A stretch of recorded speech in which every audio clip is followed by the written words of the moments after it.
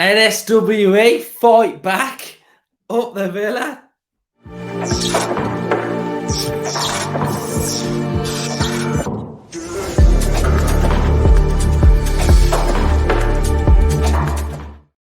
Second transfer hub on a Friday night. Late night transfer hubs, late night Friday night transfer hubs. Where are you at, Villa fans? Let's go. Last week we had the Ferran Torres news linked with Alemany. Now we have Villa news, NSWE fighting back at the quotes from Marsa and the article this week regarding Aston Villa's finances. Marsa was sort of saying that Alemany isn't coming to Aston Villa because it wasn't all as rosy as what first seemed. The finances aren't technically there. They're going to have to sell players to buy players. They want to spend a load of money, but it's not as easy as just splashing £200 million and going out and getting these signings. Marsa spruced the article up as that. So technically saying that Villa don't have the funds. It's not what Alemany expected when he visited and had his meeting. But NSWE, left hook, mate, fought back with an article tonight. There's quotes from the Aston Villa owners, Edens and Nswe, regarding the situation. I've spoke about it briefly, but I'm going to read you the article. We'll dissect it and we'll take out of it what we need to take out of it. But there's one quote at the end that is music to my ears, and it'll be music to all of your ears as well. So let's sit back and enjoy this little article, because you don't get to hear from the owners that often anyway. So quotes from this article from the owners, good to see. Fighting talk, absolutely love it. Right, so what we got then? So neither spite or frustration, Aston Villa has accepted with naturalness what happened to the Barcelona football director, Matteo Alemany, turning the page quickly. Unai Emery was and is the leader of the Aston Villa project, and the basis of the project there was a sports plan that goes ahead. So something that we all know, Unai Emery spearheading the Aston Villa revolution single-handedly with his new team. Will be a new sporting director coming in as well, and we are going to the top. So nothing's changed there. From the club, it is considered that the decision of Matteo Alemany falls within the individual freedom and personal sphere. So basically, read into that as he went for an interview. He feels like he's best settled elsewhere. He's took the decision upon himself not to sign Aston Villa and go back to Barcelona. So a personal choice from Alemany. In the first place, contract in the first place was never signed any document with the Villains. In fact, it was only Barcelona himself who leaked the name of the British club on the night of the announcement of his departure. Very hermetic and cautious during these weeks. Alemany, with a contract in force until 2024, had to disassociate himself from Barcelona contractually before he could sign his commitment, and he said so in the talk. So he had to leave his role at Barcelona. It's one big drama. So he left his role at Barcelona. In the background, stuff must have been settled out. Cruyff has left his position at Barcelona. Alemany has gone back in at Barcelona. So it just feels like a power struggle and standard Barcelona drama behind the scenes. So that is technically what happened behind the scenes. Alemany, after reconsidering his departure, told Nswe and the Aston Villa executives that he had reconsidered his decision to leave Barcelona and that he felt with regret and gratitude for the project offered, but he was going to give a yes to Laporta's project, never a refusal to the Birmingham team.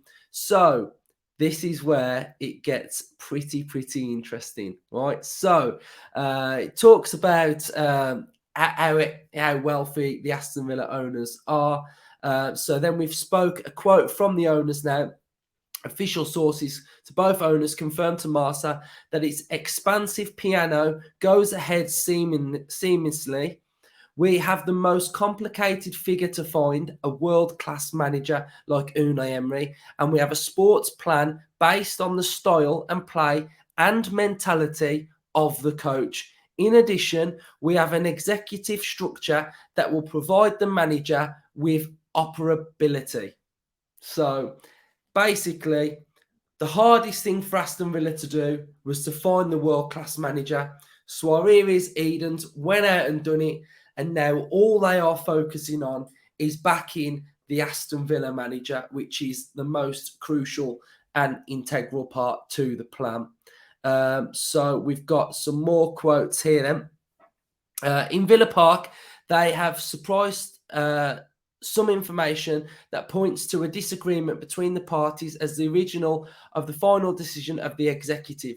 Some media that attributed to us without conditionals the immediate signings, I think that's Ferran Torres and Vlahovic, of hundreds of millions in Mateo's alleged sports plan, when there was nothing signed with him.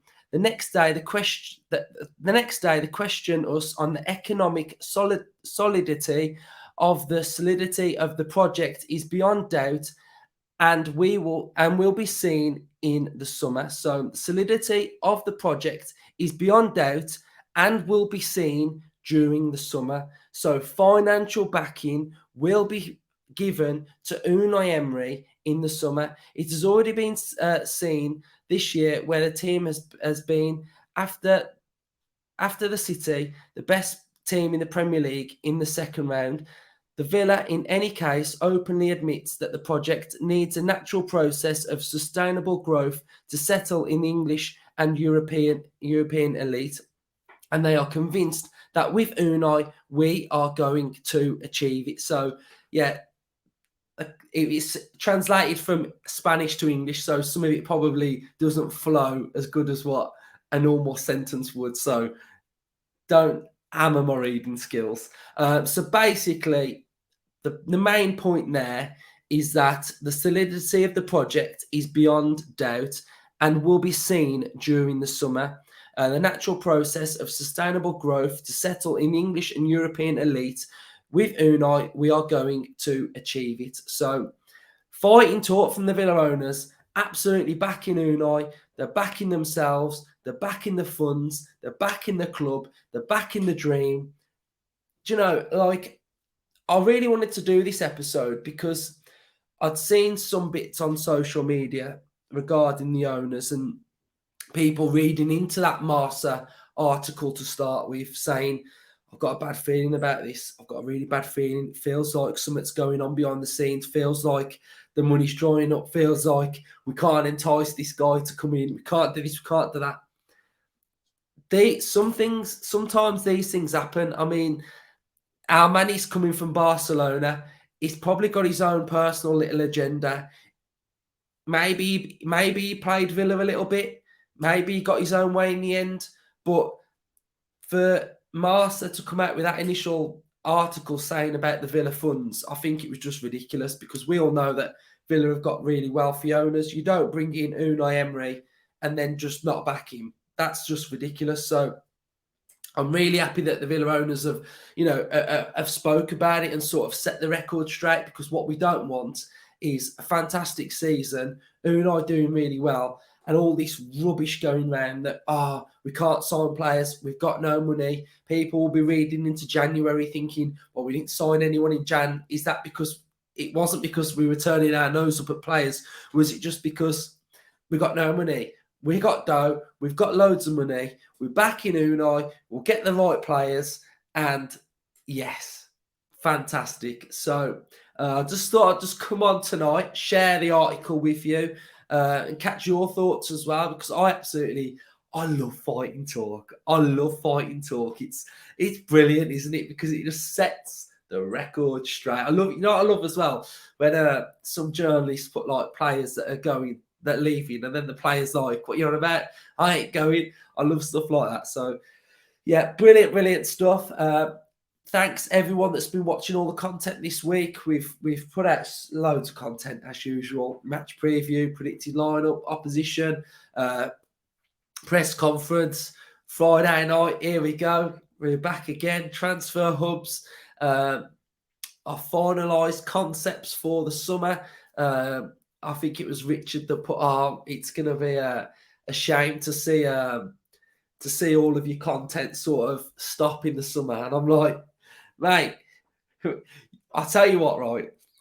You'll have more content in the summer, right? I can guarantee you will have more content in the summer than what you get on a weekly basis. So that's something that you're going to be getting. So you're going to be getting loads and loads and loads of content. So just because the season's finished doesn't mean we shut up shop and don't do anything. Yeah, I've got big things for the pod in the summer. So yeah, so there we go. So loads to come, loads to come.